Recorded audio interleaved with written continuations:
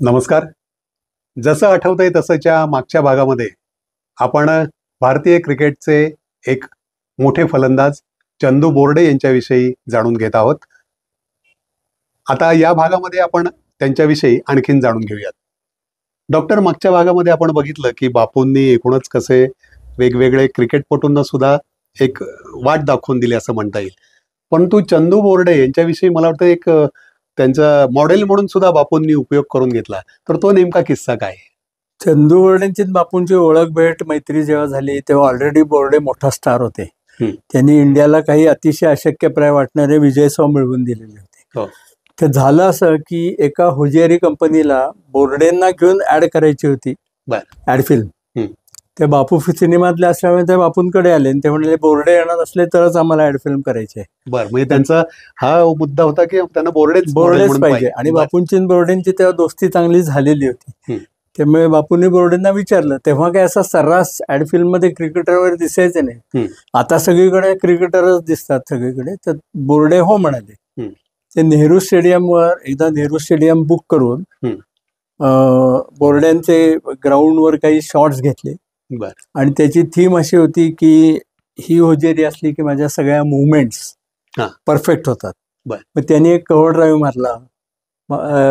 त्यांना बॉलिंग मी केली त्या दिवशी. अरे वा वा वा. तर मी काही दिसणार नव्हतो. तर त्यांना टाक रे जरा, तर एक ऑफला टाक. मग त्यांनी कव्हर ड्राईव्ह मारला, लेगला टाक, मग ग्लान्स केला. आणि मग ते एकदा जोरात पळत जात आहेत आणि मी रनआउट करायचा प्रयत्न करतो, पण ते पोचतात आणि म्हणतात की हालचाली अगदी सुलभ होतात हे असताना. तर ह्याला फार महत्व त्यांच्या आयुष्यामध्ये आहे. कसं ते सांगतो. बोर्ड्यांची लहानपणी परिस्थिती अत्यंत हलाखीची होती आणि घरात खूप भावंड होती.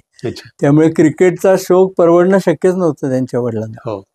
आणि वडिलांचा किंचित विरोधही होता की खर्चिक खेळ आहे, आपला वेळ जातो, अभ्यास होत नाही वगैरे. त्या बोर्ड्यांकडे क्रिकेटचा एकच ड्रेस होता. तर मॅच असली की आई तो रात्री धुवून सकाळी इस्त्री करून त्यांना घालायला द्यायची दुसऱ्या दिवशी. तर एकदा ते चांगले खेळायला लागल्यावर त्यांची रणजी ट्रॉफीमध्ये सिलेक्शन झालं महाराष्ट्राकडनं. आणि ती मॅच सोलापूरला होती आणि ती 3 दिवसाची होती. आता 3 कपडे तर नव्हतेच बोर्डेंकडे आणि तिथे कोण धुवून इस्त्री करून देणार आहे त्यांना. मग काय करायचं. तर बोर्ड्यांनी एका मित्राकडनं एक आणि दुसऱ्या मित्राकडनं एक असे 2 ड्रेस उसने आणले आणि त्यांचा एक, असे 3 दिवसाचे 3 ड्रेस त्यांनी घेतले आणि सोलापूरला मॅच खेळले. त्या बोर्डेंनी मला स्वतः सांगितले की एकाचा ड्रेस फार ढगळ होता आणि एकाचा फार टाईट होता. अरे बापरे. पण तसेच मॅच खेळले. त्यामुळे ते म्हणाले मला या जाहिरातीचं महत्व त्यामुळे आता वाटतंय की परफेक्ट फिट मला वाटतं आपण त्यांच्या ड्रेस विषयी आता बोललात, तसंच त्यांच्या बॅट विषयी सुद्धा एक किस्सा आहे, तो आपण सांगितलात तर बरं होईल. त्यांच्या बॅटचे बरेच किस्से आहेत, कारण त्यांच्या बॅटीचं पाणी त्यांनी अनेक लोकांना पाजलं. अगदी खरं आहे. ते आपण ऑस्ट्रेलिया विरुद्ध वगैरे तेव्हा जिंकायचो नाही फारसे.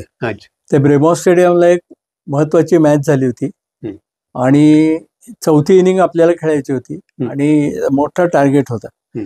त्या आदल्या दिवशी 4थ्या दिवशी इव्हिनिंगला एक विकेट पडली, त्यामुळे एक नाईट वॉचमन बॅटिंगला आला. आणि मग दुसऱ्या दिवशी कसं हे प्रेशर घेणारे बॅट्समन खेळवायचे अशी चर्चा झाली.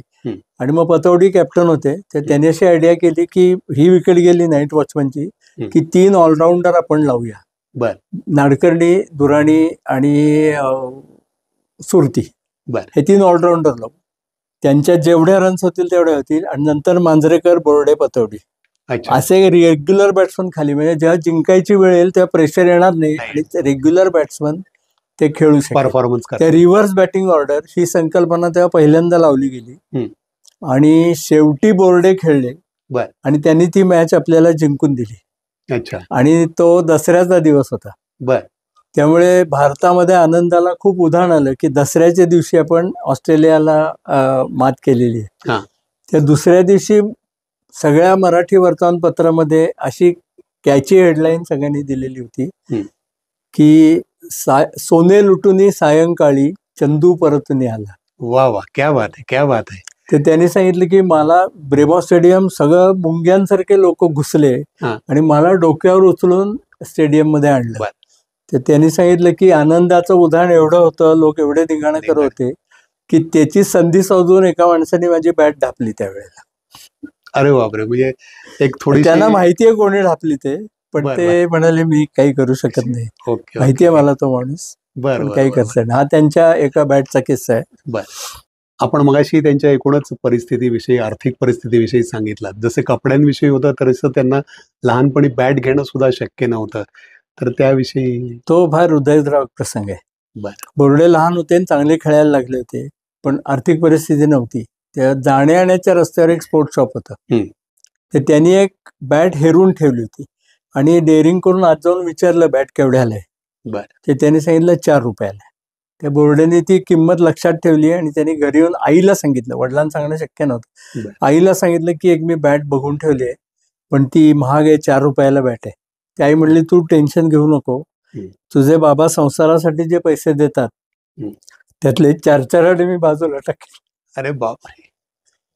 असे 4 रुपये तिने जमा केले. त्यात बरेच महिने गेले. 4 आणे 8 आणे असे बाजूला टाकून 4 रुपये जेव्हा पूर्ण झाले, त्या बोर्डे म्हणला मी पिसाटल्यावर का पळत दुकानात गेलो, तोपर्यंत त्या बॅटची किंमत 6 रुपये झाली होती. अरे रे, खूपच. त्याला ती बॅट कधीच मिळाली नाही. इमोशनल असा तो क्षण असेल म्हणजे त्यावेळेला. पण अशा हालाकीच्या परिस्थितीत सुद्धा त्यांचा टॅलेंट एवढा होता की ते कुठल्या पदाला गेले. हो बरोबर, मला वाटतं ते सिलेक्शन कमिटीचे चेअरमन ते सगळे नंतर, पण खेळात सुद्धा ते ऑलराऊंडर होते. ते फॅन्टास्टिक बॅट्समन होते, ते लेग स्पिनर होते. त्याने इंटरनॅशनल 60 विकेट्स आहेत. त्यांचा अपघातामुळे उजवा खांदा दुखावला म्हणून त्यांनी बॉलिंग बंद केली आणि फिल्डिंग अशी बॉलवर ते चित्त्यासारखी झेप टाकायचे, त्यामुळे त्यांना बोर्डे द पॅन्थर अशी बिरुदावली होती. बरोबर, म्हणजे पटौडी द टायगर आणि बोर्डे द पॅन्थर. अच्छा, असं त्यावेळेला म्हणजे कव्हरला पतौडी, एक्स्ट्रा कव्हरला बोर्डे, की बॉल जाण्याची काही शक्यता नाही. बरोबर. आपण आता पतौडींचा उल्लेख केला, त्याचप्रमाणे मला वाटतं त्यांच्या समकालीन जे इतर सहकारी होते त्यांचे, म्हणजे सलीम दुराणी असतील किंवा परदेशातले काही हॉल सारखे जे काही क्रिकेटपटू होते, तर त्यांच्याबद्दलच्याही काही किंवा इतरांबद्दलच्या काही आठवणी असतील? असंख्य. आणि बोर्डनची माझ्या बऱ्याचदा गप्पा झालेल्या असल्यामुळे बोर्डनकडनंच मला ऐकायला मिळालेलं आहे. तेव्हा हॉल आणि ग्रिफिथ नावाची एक जोडगोळी होती वेस्ट इंडिजच्या टीमची, आणि असे आडदांड राक्षसारखे काळे कभिन्न असे यायचे, साईड स्क्रीन पांढरा आणि काळे कभिन्न असे चेवाल्यासारखे यायचे आणि बॉल टाकायचे. ते मी बोर्डेंना ते शूटिंग जेव्हा चालू होतं तेव्हा त्यांना विचारलं की मी जर हॉल समोर उभा राहिलो तर काय होईल, तर ते म्हणले काहीच होणार नाही, कारण तुम्हाला बॉल दिसण्याची शक्यताच नाही. आमची नजर तयार असते म्हणून आम्हाला बॉल दिसतो. बरोबर, तुम्हाला बॉल दिसणारच नाही, नुसता असा एक आवाज येईल, बाकी काही दिसणार नाही. फक्त एकच देवाकडे प्रार्थना करा की बॉल कुठे बसणार नाही.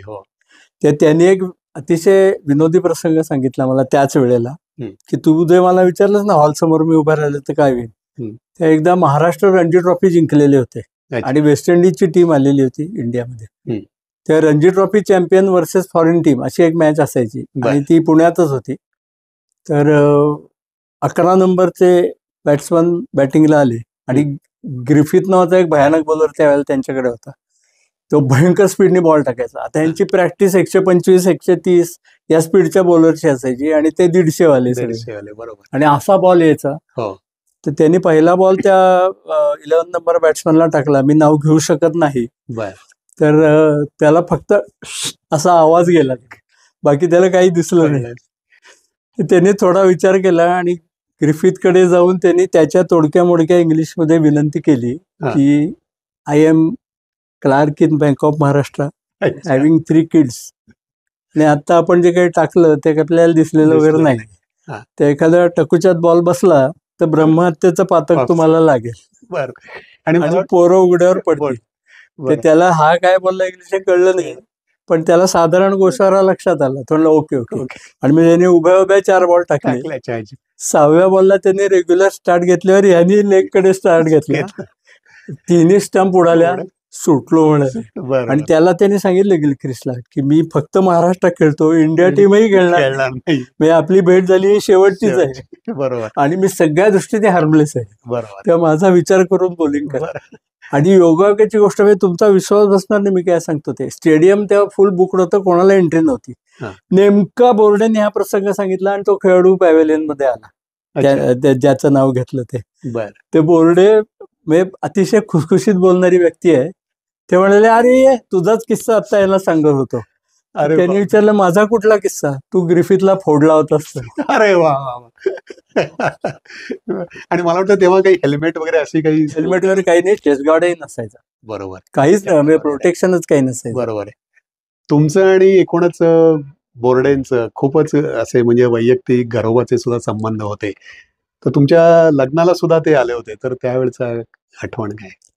तेव्हा ते सिलेक्शन कमिटी चेअरमन म्हणून नुकतेच रिटायर झालेले होते आणि Bapu Nadkarni chairman of selection committee झालेले होते. ते माझ्या लग्नाला दोघेही हजर होते, चंदू बोर्डे पण आणि बापू नाडकर्णी पण. बरोबर. हॉलचा एक प्रसंग तुम्हाला त्याच्यापेक्षा आधी मला सांगायला आवडेल. हॉल नावाचा एक भयानक बॉलर होता वेस्ट इंडिजचा. त्या ओपनिंगला कोणी जायला तयार नसायचं. ते एक दिवस सकाळी असं ठरलं, ऐकायला आली बातमी की हॉलला ताप आलेला आहे. ते सगळे बॅट्समन म्हणाले, मी जायला तयार आहे ओपनिंगला. आणि टॉसच्या वेळेला तो स्वेटर घालून मैदानात उतरलेला दिसला. अरे बाप. त्यावेळी जे दोघं जण नॉमिनेटेड होते ते म्हणले, मला चौथा टाका वगैरे. तर आता नाही, आता ओपनिंगलाच जायला लागेल. आणि इतकी भयानक बॉलिंग हॉलनी केली की लंच पर्यंत 6 गेलेले होते आपले. आणि तो लंच टाइम मध्ये थोडंसं ड्रिंक मारलं आणि जाहीर केलं, मी आता खूप फ्रेश झालोय. बरोबर. तर मित्रहो, चंदू बोर्डे यांच्याविषयीच्या आठवणी आपण डॉक्टरांकडनं अशाच जाणून घेऊयात. परंतु आजचा भाग आपण इथेच थांबूयात. तत्पूर्वी आपल्याला एक विनंती आहे की आमचा हा एपिसोड आपण लाईक करा, शेअर करा, सबस्क्राईब करा. धन्यवाद.